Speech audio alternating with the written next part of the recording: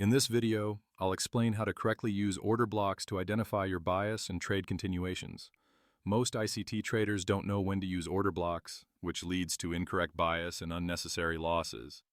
By the end of this video, you'll know exactly how and when to use order blocks. So let's get into it. Most traders struggle with a common problem when trading around liquidity sweeps. They often get confused about what to do next. After a liquidity sweep, they are unsure whether price is going to reverse or continue in the same direction. This uncertainty leads to hesitation, poor decision-making, and missed opportunities. In this video, I'm going to show you how to solve this problem by combining higher time frame continuation with lower time frame reversals. This approach removes guesswork and helps you trade with clarity and confidence. The first thing we look for is a higher time frame liquidity sweep. This liquidity sweep acts as an early signal that a potential higher time frame reversal may be forming. However, we do not enter the market immediately at the point of the initial reversal. Instead, we allow the market to develop further and provide additional confirmation after the liquidity sweep. Only after this confirmation do we begin planning our trades. Next, we focus on the range that forms on the higher time frame after the liquidity sweep and confirmation. Once this range is established, we mark out the discount and premium levels of the range. After doing this, we look for an order block relative to the equilibrium of the range. If a bullish reversal is forming, we look for an order block below the equilibrium. If a bearish reversal is forming, we look for an order block above the equilibrium. After identifying the higher time frame order block, we then shift down to the lower time frame, specifically the 15-minute chart. On this time frame, we wait patiently for price to retrace back into the identified order block. During this retracement, price may sweep internal liquidity in some cases, but this is not required every time. Once price reaches the order block, we then drop down to an even lower time frame, such as the 1-minute chart or whichever time frame you prefer for execution. The final step is to enter the trade using your preferred entry model. You can use any price delivery array that fits your strategy, but confirmation is essential. Entering a trade immediately after mitigation without confirmation often leads to getting stopped out. This is how you trade higher time frame continuation using lower time frame reversals. Now let us move on to the charts and look at some real examples to see how this works in live market conditions. First, let me show you this concept using a diagram so you can clearly understand how we are going to approach the market. Let us assume that price is trading within a defined range. After some time, price performs a sell-side liquidity sweep. This entire structure is on the 4-hour time frame, so the liquidity sweep we are observing is also on the 4-hour time frame. After this sweep occurs, we do not rush to enter a trade. There is no need to hurry or take an immediate position. Instead, we allow price to develop further. What we wait for next is for price to form a new range on the 4-hour time frame and provide some form of higher time frame confirmation. This confirmation can be bullish or bearish, depending on how price reacts. For this example, let us assume that price gives bullish confirmation in the form of a bullish market structure shift.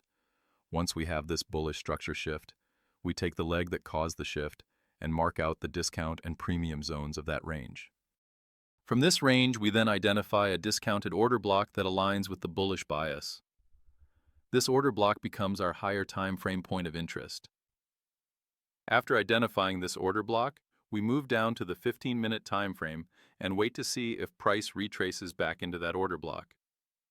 As price retraces into this area, we observe whether it sweeps any internal liquidity, such as internal lows.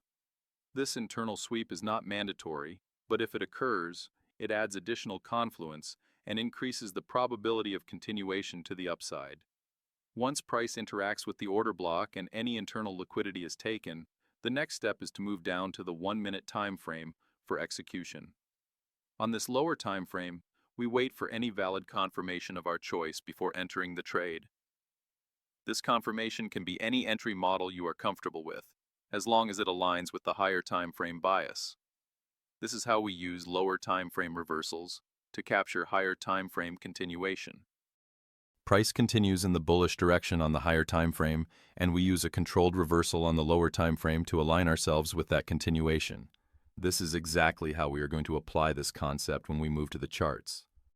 Now let me show you some chart examples so you can see how we apply all of this in real market conditions. The first thing we want to identify is a higher time frame reversal confirmation.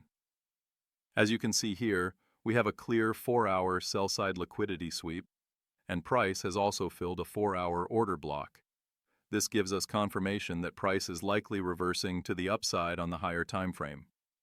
When we shift to the lower time frame, this higher time frame reversal simply appears as bullish continuation. At this point, we do not need to worry about whether price is reversing or continuing on the higher time frame.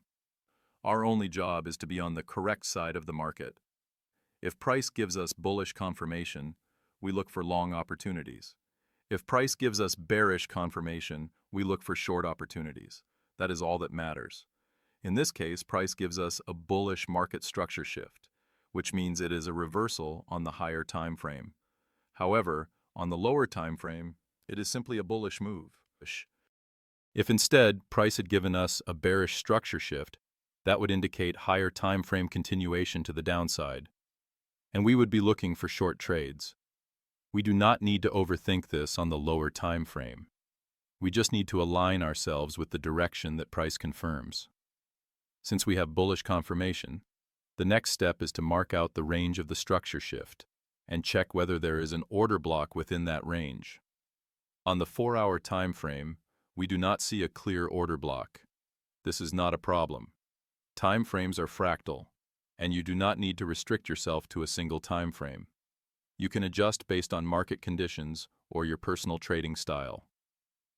When we move down to the 15-minute time frame, we can clearly see a valid order block positioned in the discount of the range. We can also see that price has swept internal sell-side liquidity by taking out these internal lows. This gives us additional confluence for a bullish continuation. After that, we drop down to the 1-minute time frame for execution.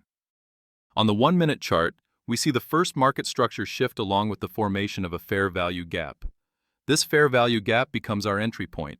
We place our order at the fair value gap, set our stop loss below the recent low, and then look for a logical target. For the target, we focus on opposing side liquidity. In this case, that liquidity exists on the higher time frame in the form of these highs.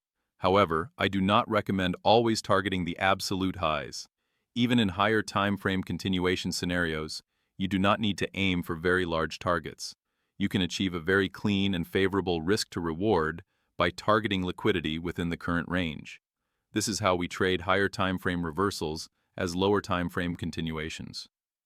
Price is reversing on the higher time frame, but on the lower time frame, we simply trade it as continuation.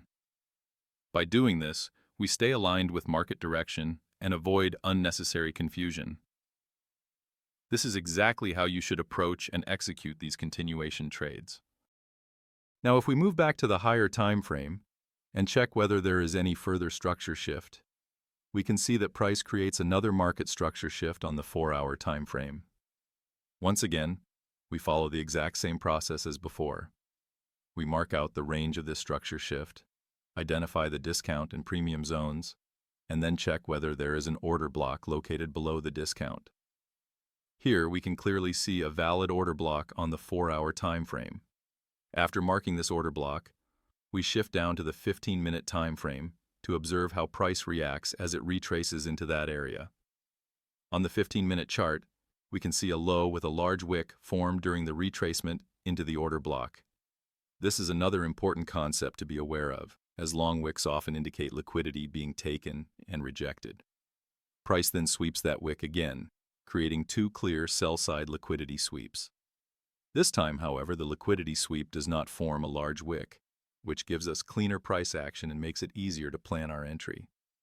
After this confirmation, we move down to the 1-minute time frame for execution.